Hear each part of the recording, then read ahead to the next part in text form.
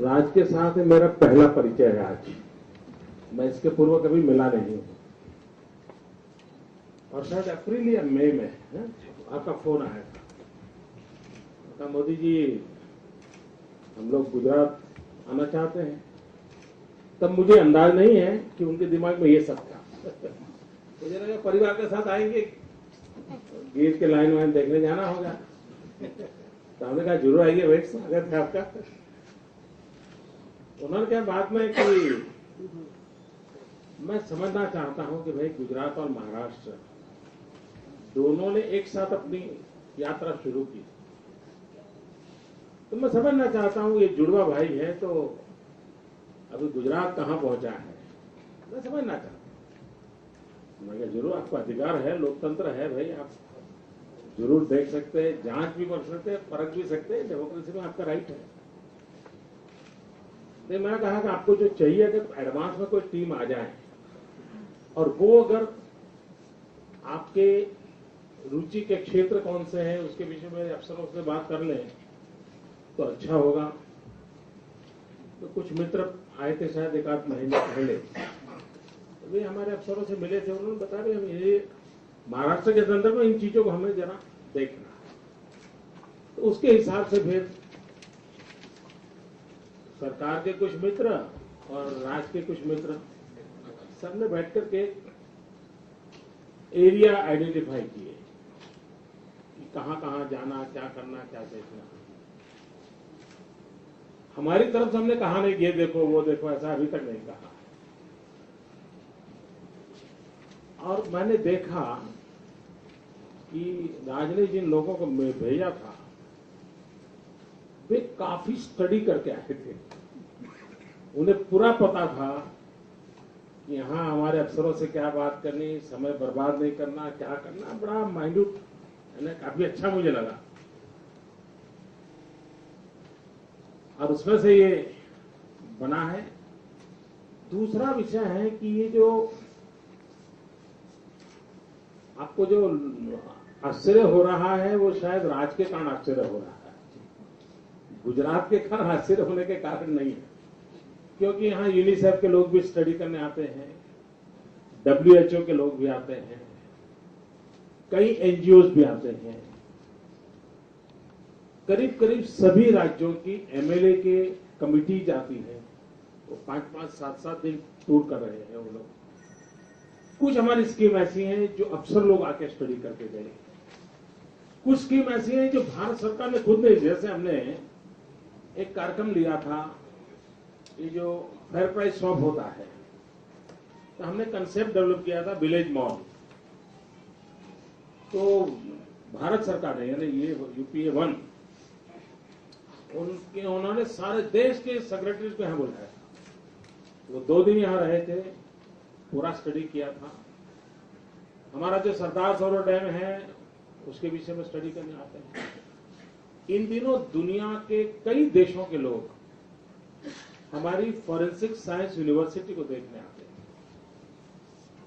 इन दिनों हमारा जो सोलर प्रोजेक्ट है और एक प्रकार से ये ग्लोबल हब बनेगा, उसके स्टडी के लिए आते हैं। और मैं मानता हूं ये अच्छी बात है, जहां भी कोई अच्छी चीज है तो देखना चाहिए। और मैं पहली बार जब मुख्यमंत्री बना तो आपको शायद स्मरण होगा, मैं हमारे सभी मंत्रियों को लेकर के IIM में पढ़ने के लिए गया था। 3 दिन वहां मैंने कोर्स किया था CM बनने के बाद। तो उससे लाभ होता है, अच्छा होगा। यहाँ आपके एक्सपीरियंस भी हम जानेंगे, आप भी महाराष्ट्र की पब्लिक लाइफ में हैं, आपका भी तजुर्बा है। 2 चीजें आपसे भी अच्छी हमें मिलेगी जो हमारे राज्य में हम लागू करेंगे। तो ये कोई किसी को सिखाता ऐसा नहीं है, सब मिलकर के सबके पास से सीखते हैं। मोदी जी, ये जो परिवर्तन आप कर रहे हैं इसके पीछे प्रेरणा क्या है? क्या भैया? प्रेरणा किससे मिलती है आपको? मुझे? हाँ, ये परिवर्तन सब जो हो रहा है। अरे भारत माँ की सेवा करना ये हमारा काम है भाई। ये ये तो सदियों से हमारे देश में कहा गया है, और जिसको जो जिम्मेवारी मिले उसने उसको पूरा करना चाहिए।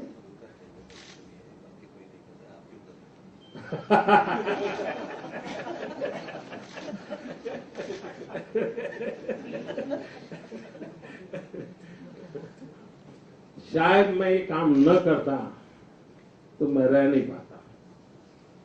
मुझे लगता है ईश्वर ने मुझे इसी काम के लिए जन्म दिया है कि जो काम मुझे मिला है उसको मैं पूरी निष्ठा से पूरा करूं, जितना परिश्रम कर सकूं करूं, और मुझे आनंद आता है इस काम को करने में। दोपहर से हम लोग जो प्रेजेंटेशन हुए उन सब प्रेजेंटेशन में आपकी छवि दिखाई दी, ब्रांड मोदी जैसा ब्रांड मोदी एक दिखाई दिया। तो क्या कारण है आपने इतना परिवर्तन, किस तरह आपने इतना परिवर्तन लाया कि एजुकेशन का हो, इंश्योरेंस का हो, सब जगह आपकी? मैं नहीं मानता हूं कि उसमें कहीं मेरा नाम का उल्लेख आया होगा प्रेजेंटेशन में, मैं नहीं मानता हूं। लेकिन जो कुछ भी आपने देखा होगा, मुझे मालूम नहीं एग्जेक्टिव प्रेजेंटेशन में क्या मटेरियल आपको दिखाया गया, कंटेन होंगे, कंपैरिजन होगी, विजन होगा, एग्जीक्यूट करने के सिस्टम का लिए बताया होगा, हमने क्या अचीव किया वो शायद बताया होगा, और क्या हम करना चाहते हैं वो बताया होगा। अब एक गुजरात में इतना लंबा समय किसी को काम करने का अवसर नहीं मिला है। मुझे बहुत, तीसरा टर्म मेरा चल रहा है। दूसरा, आप मीडिया के मित्रों ने मेरे नाम की बहुत दुनिया में चर्चा की है, उसके कारण भी आपको कुछ भी दिखने से पहले मैं दिखाई देता हूं, तो ये आप लोगों की बदौलत हो रहा है, इसमें मेरा कोई कंट्रीब्यूशन नहीं है।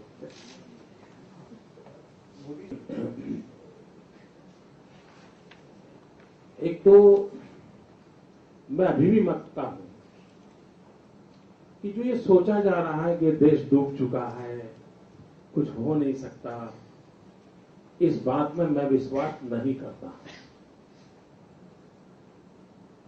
यही सरकारें, यही मुलाजिम, यही फाइलें, यही परंपराएं, उसके बावजूद भी अगर हम चाहें तो स्थितियों को बदल सकते हैं।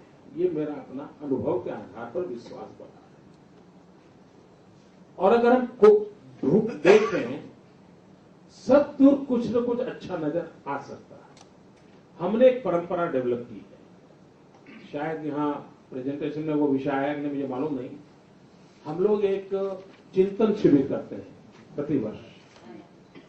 अब उसमें एक विशेषता है, एक तो हम 3 दिन के लिए कहीं जाते हैं और कोई हायरार्की नहीं होती, कोई प्रोटोकॉल नहीं होता।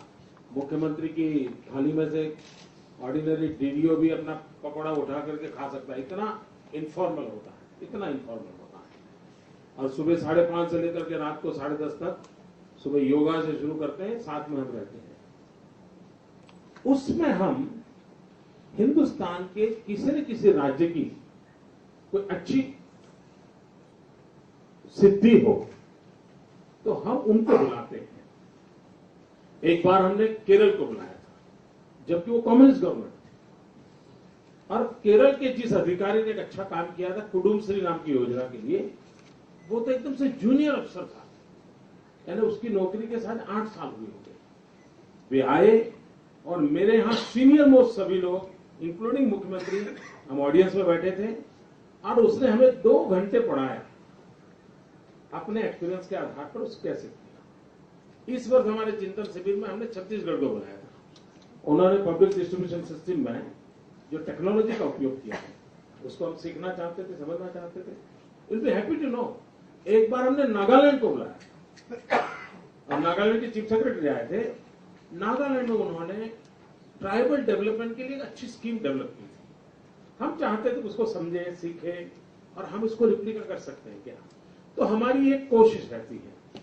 महाराष्ट्र से भी ऐसी अगर कुछ बातें मेरे ध्यान में आएगी तो मैं आगे चल करके मैं भी चाहूंगा कि हमारे चिंतन शिविर में हम उनको बुलाएंगे, हम उनसे भी कुछ समझेंगे, सीखेंगे। तो ये हमारा एक निरंतर प्रयास है कि हिंदुस्तान में या हिंदुस्तान के बाहर भी कोई अच्छी प्रैक्टिस हो तो उसको सीखना, समझना और हमारे अनुकूल होकर के उसको, क्योंकि ये कहना है कि एक ही राज्य को सब समझ आता है और उसी को सब आता है, ऐसा क्लेम हम नहीं कर सकते, हम ऐसा चाहेंगे भी नहीं। पिछले 10 साल में जो गुजरात में विकास हुआ है, तो इस विकास के लिए गुजरात ने क्या क्या कुर्बानियां दी है?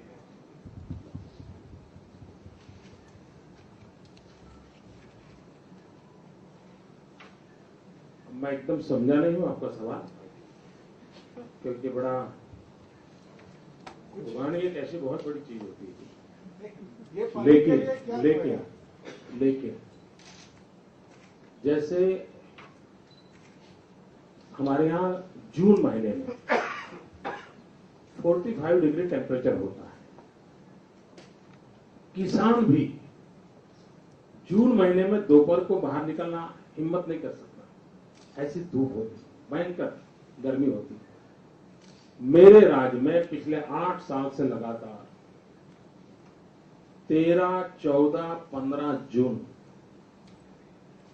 मुख्यमंत्री, all the minister, all the IAS अफसर, all the IPS अफसर, all the फॉरेस्ट सर्विस अफसर, टोटल मेरी टीम होती है 900 की।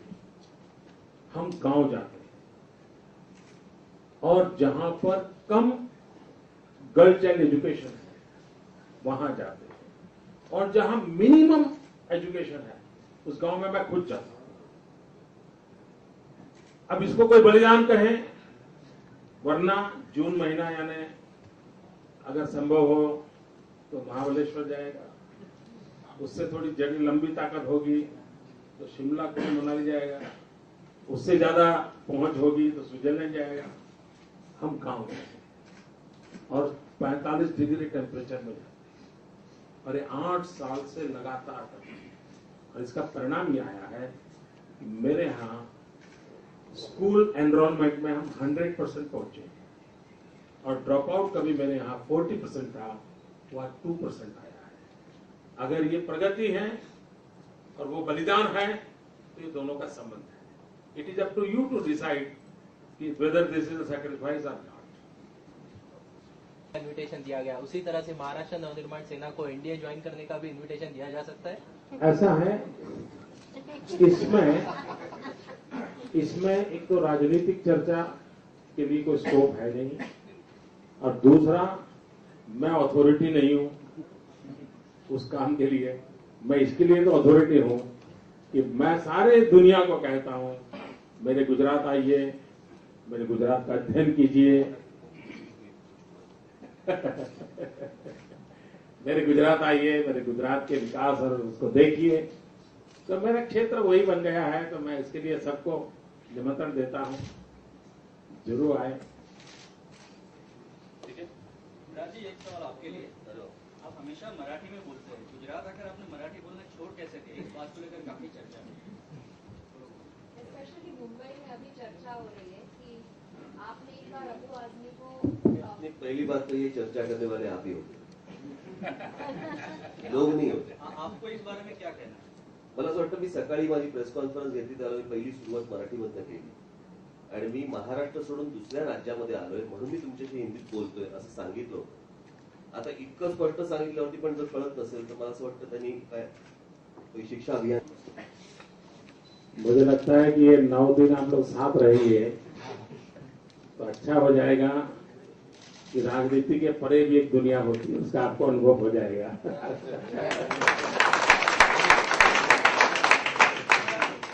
लेकिन एक बात मुझे याद है, बहुत पहले कवि सम्मेलन में हमने एक कवि को सुना था और उसने बड़ा मजेदार कहा था कि कोई मंत्री जी जा रहे थे और मंत्री जी ने ड्राइवर को कहा कि आज कार मैं चलाऊंगा। तो ड्राइवर ने कहा सर मैं उतर जाऊंगा, क्योंकि ये कार है, सरकार नहीं जो कोई भी चला ले। उस इस व्यंग में उसका कहना यह था कि भी राजनीतिक क्षेत्र एक ही ऐसा माना गया है कि जिसमें जैसे अध्ययन की जरूरत नहीं है। मैं मानता हूं एक अच्छी चीज है, इसको एक पॉजिटिव स्पिरिट में लेना चाहिए कि राजनीतिक जीवन में जीने वाले इतनी बड़ी मात्रा में कार्यकर्ता अपने राजनीतिक विचारों के अनटचेबिलिटी को छोड़ करके कहीं कुछ अच्छा हुआ है तो देखने के लिए, समझने के लिए जा रहे हैं। और हिंदुस्तान में ये पॉलिटिकल अनटचेबिलिटी का जो माहौल बनाया जाता है, उससे ऊपर, राजनीति से ऊपर राष्ट्रनीति होती है। हम उस पर क्यों ना सोचें? अगर हम ऐसा ही करेंगे तो देश कैसे चलेगा जी? और मैं मानता हूं कि जैसे मुझे आईएम में पढ़ने के लिए जाने से कोई संकोच नहीं हुआ। मुझे केरल की कम्युनिस्ट गवर्नमेंट के एक अफसर को बुला करके उनके क्या योजना थी उसको समझने में कोई दिक्कत नहीं हुई। तो राज्य का भी अच्छा विचार है कि भाई भले ही बीजेपी की सरकार हो, लेकिन अगर गुजरात की आज प्रगति की चर्चा है तो समझना चाहिए, बुरा क्या है? और उसमें भी पड़ोस में है तो ज्यादा फायदा है, और फायदा है जी। क्या छाप रही आपकी पहले दिन की गुजरात के बारे में, गुजरात सरकार नरेंद्र मोदी के बारे में? डे वन इंप्रेशन, इस बात को लेकर काफी चर्चा है। स्पेशली मुंबई में अभी चर्चा हो रही है कि आपने एक बार अबू आजमी को पहली बात तो ये चर्चा करने वाले आप ही होते, लोग नाही होते। आपको इस बारे में क्या कहना है? मला असं वाटतं, मी सकाळी माझी प्रेस कॉन्फरन्स घेतली त्याला मी पहिली सुरुवात मराठीमधनं केली आणि मी महाराष्ट्र सोडून दुसऱ्या राज्यामध्ये आलोय म्हणून मी तुमच्याशी हिंदीत बोलतोय असं सांगितलं होतं। आता इतकं स्पष्ट सांगितल्यावरती पण जर कळत नसेल तर मला असं वाटतं त्यांनी काय कोई शिक्षा अभियान चल रहा है, सुरुवात करावी इथे येऊन। कारण एवढं स्पष्ट सांगितल्यानंतर पण जर प्रश्न पडत असतील तर मग प्रॉब्लेम आहे।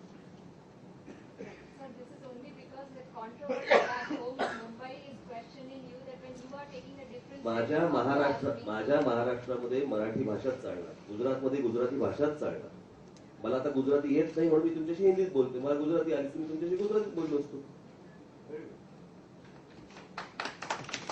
सोपी गोष्ट आहे। Raj Thakre's MNS is a fairly young party. It was launched in 2006. Considering that you are a senior leader, you observed how Raj's politics has been. We stand on North Indians, we stand on Marathi Manos. As a senior leader, what is one advice that you would like to give a young leader? पण त्याच्या आधी मला तुम्हाला काहीतरी सांगावं असं वाटतं, हिंदी सांगू? No, Marathi also. मराठीचं मला असं वाटतं की तुम्ही आत्ताची माझी ही जी टूर आहे याच्याकडे राजकारणाच्या पलीकडे जाऊन बघा। मला असं वाटतं मी गुजरातची जी डेव्हलपमेंट आहे मोदी साहेबांच्या मार्गदर्शनाखाली ती पाहण्यासाठी आलो। याचा माझ्या पॉलिसीशी किंवा त्यांच्या पक्षाच्या पॉलिसीशी किंवा त्याचा एनडीए किंवा डीएनए किंवा काय जे काय काढाल तुम्ही असल्या कुठच्याही गोष्टींशी त्याचा संबंध नाहीये। सो मला असं वाटतं याच्यामध्ये तुम्ही राजकारण आणण्यात काही पॉईंट नाहीये। मी जर एका चांगल्या हेतूने मी इथे गुजरातमध्ये आलोय आणि हा गुजरात मला जर मोदी साहेब चांगल्या हेतूने जर समजा दाखवत आहेत तर त्याच्यामध्ये राजकारण आणण्याचं काही नाहीच।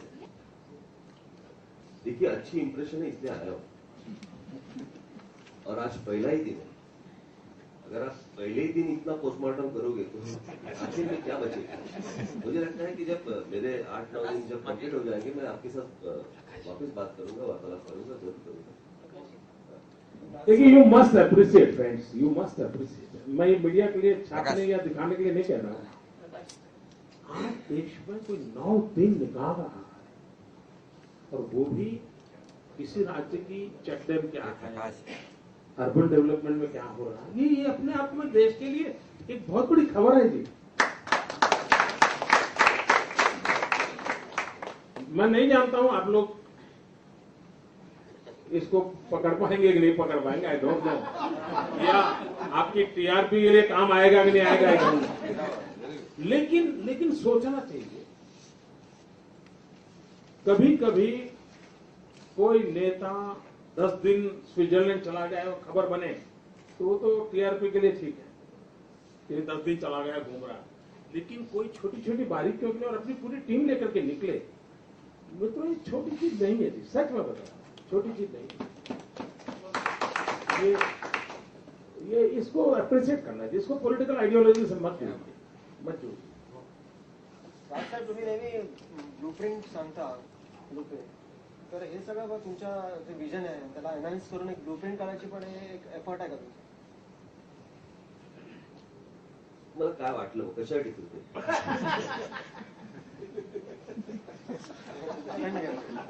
माझा जीवन प्रवास पुस्तक लिहायचं.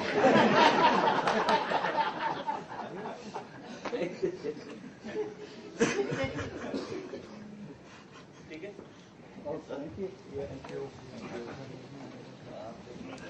धन्यवाद मित्रों।